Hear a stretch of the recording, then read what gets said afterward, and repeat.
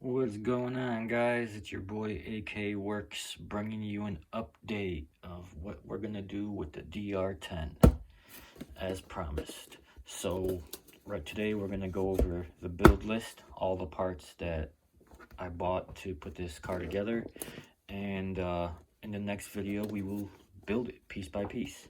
So part number one, DR10 kit. Next, here's a bag of DR10 parts I've just been squirreling away. Shock oil, 70 in the rear and 50 in the front.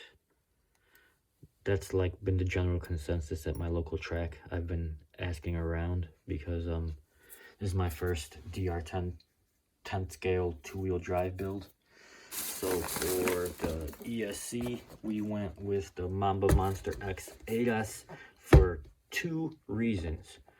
First reason is weight. I am going to put it in the front, right behind the servo. I'm going to mount it right here for weight. So because I see people adding car weights, like car wheel weights and fishing weights to their front bumper to keep their car from wheeling, but they cap their speed controller right here in the back by the battery. So or by the motor. So I figured a heavier speed controller in the front should help eliminate some of that. Next we got the servo. Once again, I got this servo specifically for the weight, so I don't have to add any weights up front.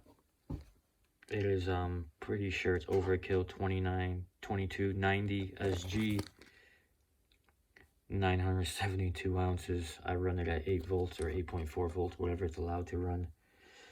So we have 50, 70 Mcallister X8S speed controller and the Savox servo so far.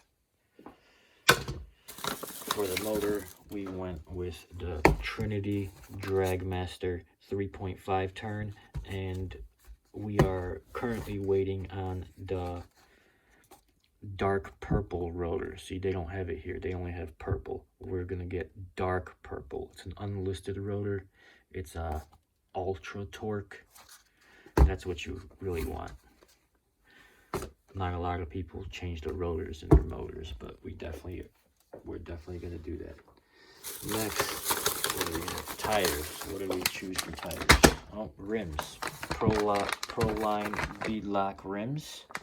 And then for the bead lock rims, I have the Saga Customs bead lock, because I don't like that red. So just replace it with carbon fiber.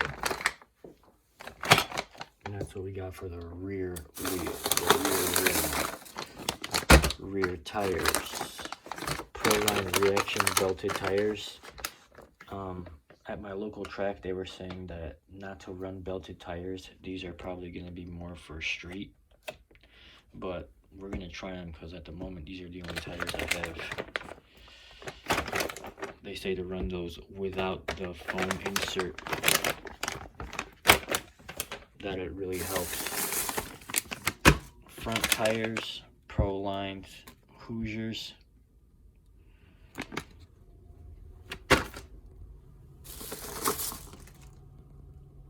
GPS to be able to test and tune on the street when I'm not at the track and I'm not at the local track to get my numbers. The Drag Racing Concepts sway bar, which is essential because it comes with the shock tower that lets your shocks stand up vertically instead of on an angle, which for drag racing is the way to go. What else do we have here? Next I have some foams. These are strictly for street racing, not class, because over by me we sometimes street race and we run these. Even we run foams and 3S, so I got these just for the street. They're not part of the class build, the outlaw class build. 500,000 weight for the rear diff. Spektrum AVC receiver, even though we removed the AVC. I don't like running the AVC, plus none of the classes allow it. So but I got this receiver because I actually had it laying around from one of my extra cars.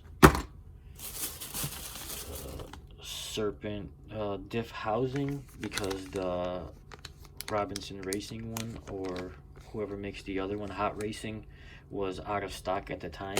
So I ended up having to use the Serpent diff, and apparently it's a much better diff. The outdrives, everything is much better quality. And this usually comes as one piece. There's the part number. You can get it together as one complete set, but they didn't have it in stock because everyone's buying them right now. So I had to buy them separately, 2 individual pieces. Cost $18 more, but hey, what are you gonna do, right? I gotta have it. Next we have racing shocks. So the DR10 uses the same size shocks front and rear. Traditional cars have longer shocks in the rear and shorter in the front, but since this is a drag car, it uses the same size shocks front and rear. And we already discussed the shock fluid that we're gonna fill these with. Next we have Exotek wheelie bar, and I'm a fan of the 2 wheels. You know what I'm saying? When the car leaves and there's 1 wheel, there's a lot of room for play if your car isn't dialed in perfectly.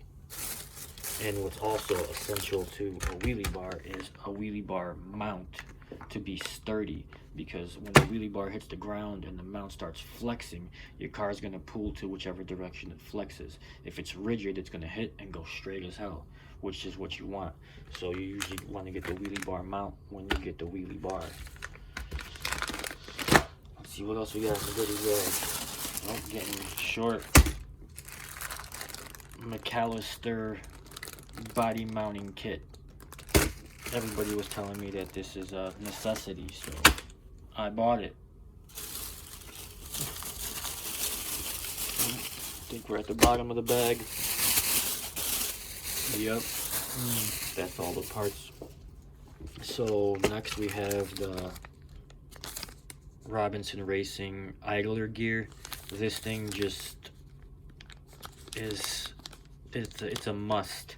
Last summer, when the DR10 came out, the stock plastic idler gear is literally, I don't know if they made it out of glass or what, but like that's the first thing to go in every single car. So these were like unobtainable, you know what I'm saying, made out of unobtainium and shit, till now you can get them everywhere. But when the cars first came out, man, if you had one of these you were running, everybody else wasn't. And for the spur and pinion, we went with 81 and 18. I am totally new on that, so that's just a baseline.